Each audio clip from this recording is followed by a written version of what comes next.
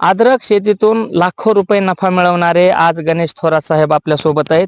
आज आपण बघूया की अद्रक शेतीचं खर्च आणि एकूण उत्पन्न किती. नमस्कार, मी अजमेर सर, जनता न्यूज चॅनल मध्ये आपलं स्वागत आहे. नमस्कार सर. नमस्कार सर.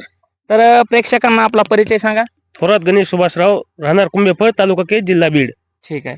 तर आज आपण बघू शकतात की कशा पद्धतीने त्यांनी बघा पूर्ण असं हे अद्रकीचं 1 एकरभरचं क्षेत्र या ठिकाणी फुलवलेलं आहे आणि यासाठी त्यांना काय काय म्हणजे खर्च आला, किती आपल्याला मेहनत घ्यावी लागली हे पाहणार आहोत. किती दिवस झालं सर या पिकाला लागवड सर करून? याला आता सध्या 1 जूनची लागवड आहे. एक 8 महिने झालं सर याला. 8 महिने. ठीक आहे. तर किती दिवसानं करतात आपण सर अद्रक शेती? सर मी गेली 2 वर्षापासून अद्रकचं पीक घेतो. बर, ठीक आहे. तर आता हे काढण्यासाठी आलेलं आहे का पीक? आता काढणीसाठी योग्य झालंय सर. थोडं परिपक्वता राहिलेली याची. बर. आता एकदा पाला बसला की याची पूर्ण परिपक्वता म्हणजे होती. या महिन्यात आता पाला बसायला चालू झाला ही. बरोबर आहे. तर एक काय अंदाजा होता तुम्ही पीक घेताना, कसा भाव मिळाला तुम्हाला, रोप कसं किलो मिळालं? रोप घेता वेळेला सर ते त्यावेळेला 3000 रुपये क्विंटल भाव होता. बेनं घेतलं त्यावेळेला. बर. आता साधारण चांगला भाव आहे. बर, मार्केटला काय भाव चालू आहे सध्या? आता 5 ते 6 हजार रुपये क्विंटल चालू आहे सर. 6,000 रुपये क्विंटल. हं. तर आता हे किती क्षेत्र आहे? 1 एकर आहे का किती? एक एकर आहे सर. बर. 8 महिन्याचं हे पीक आहे आणि किती बाय कितीवर लागवड केलेली आहे? 5 बाय सर एक साधारण 5 बाय अर्धा फुटावर लावलेलं. 5 फूट दोन्ही साऱ्यामध्ये अंतर आहे अंतर 5 फूट आहे. आणि या ठिकाणी आपण बघू शकतात की हे अर्ध्या फुटावर लागवड आहे. आणि मग आता याचं खताचं नियोजन कसं आहे? किती द्यावं लागतो खत, किती दिवसानंतर? खत सर सुरुवातीला टाकता वेळेला बेसल द्यावा लागतो आणि नंतर परत उगून आल्याच्या नंतर एक साधारण महिना 2 महिन्यात द्यावा लागतो. कोणते कोणते खत आपण देतात? 1840 पोटॅश, ज्याला फुगवण शक्ती म्हणजे जे आहे ते द्यावं लागते त्याला. बर बर. आणि याचं फवारणीच्या साठी कोणते कोणते फवारणीचं सर याचं वातावरणावर अवलंबून राहतं. याचं समजा पाऊस जास्त काळ असला म्हणजे पाऊस असला तर ह्याच्यावर फक्त थ्रिप्सचा आकार म्हणजे करपा येतो.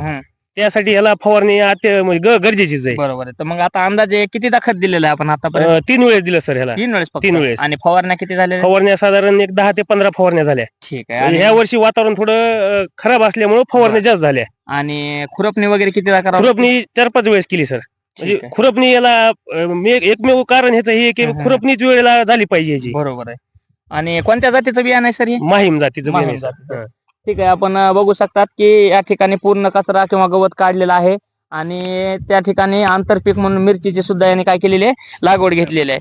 तर आता हे पीक कशाच्या माध्यमातून आपण ट्रॅक्टरनं काढतो का बैलांना? ट्रॅक्टरनं काढतो. बैलानं जमतं ट्रॅक्टरनं, पण आता आधुनिक पद्धतीनं ट्रॅक्टरनं चालू आहे.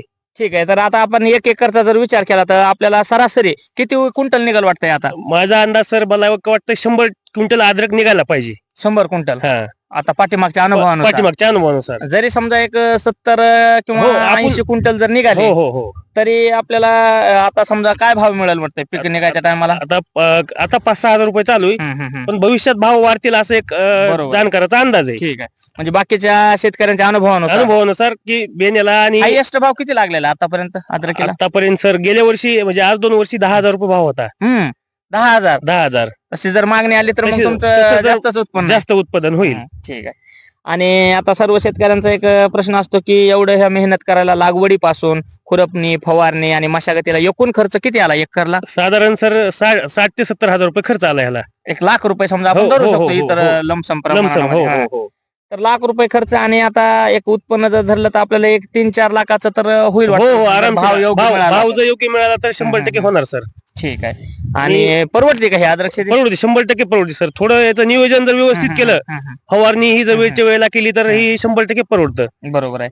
आणि याच्या अगोदर कोणती आपल्याकडे पारंपरिक शेती होती? पारंपरिक सर आपलं हीच असं गहू, ज्वारी, हरभरा. आपण बघू शकतात की जे रान आहे तर हे रान याच्यामध्ये काय आहे, काळी माती सुद्धा आहे आणि दगड सुद्धा आहेत. म्हणजे मुरमाड परस मातीचं रान आहे. याच्यामध्ये सुद्धा हे उत्पन्न घेऊ शकतात. बरोबर आहे? हो सर.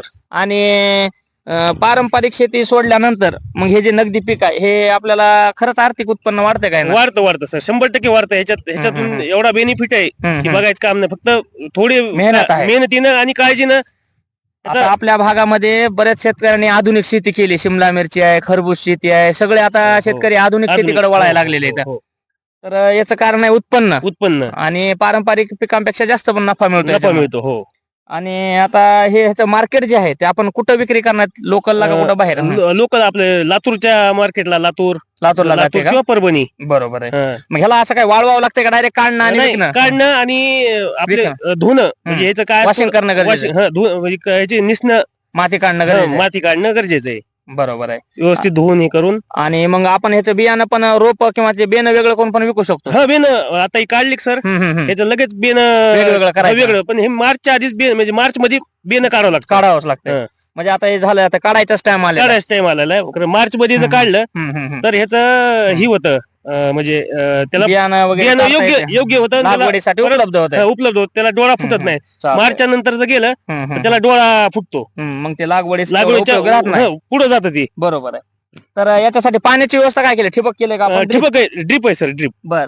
ऑटोमॅटिक किती दिवसांनी द्यावं लागतं पाणी? साधारण एक वातावरणाच्या अंदाजानुसार 8 दिवसाला जरी पाणी दिलं तरी चालतं. बर. दुसरी कोणती कोणती शेती आहे आपल्याकडे? आपल्याकडे सर ऊस आहे.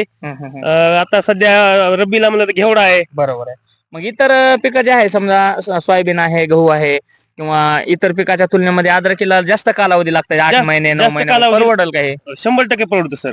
बरोबर आहे. ठीक आहे. मग जर दुसऱ्या शेतकऱ्यांनी करायचं म्हणलं, समजा अर्धा एकर किंवा छोटा क्षेत्रावर जर अद्रक केली तर करायला पाहिजे का शेती? करायला पाहिजे 100%.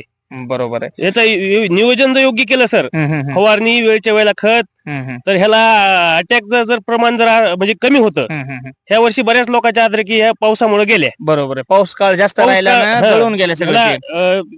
पाण्याचा निचरा होणारी जमीन लागते याला. पाणी साचून राहिले ते करपून जातं म्हणजे ती ह्याला ओलावा जमत नाही जास्त. बरोबर आहे. चालतंय सर, माहिती दिल्याबद्दल खूप खूप धन्यवाद सर. धन्यवाद सर.